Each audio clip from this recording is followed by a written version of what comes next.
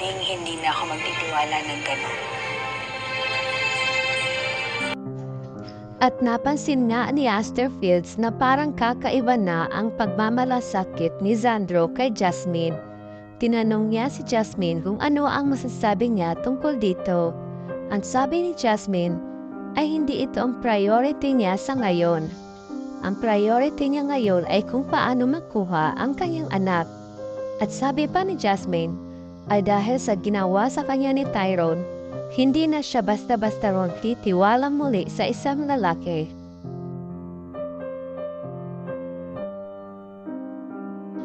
Samantala, lihim na inalam ni Tyrone ang tungkol sa buhay ni Jasmine.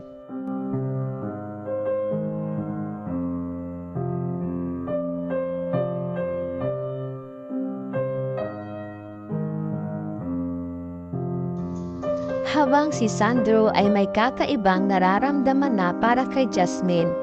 Mahalaga na sa kanya si Jasmine kaya poproteksyonan niya ito.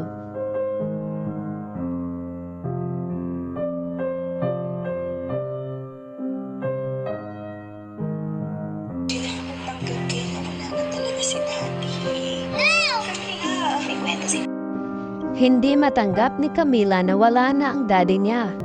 Tinulungan naman ni Jasmine si Riley para pakalmahin si Camila. Pero kailangan maging matatag si Tita Love. Kailangan maging brave.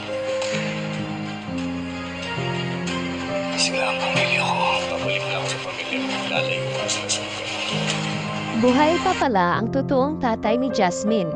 Abangan natin yan sa next episode ng Lavender Fields.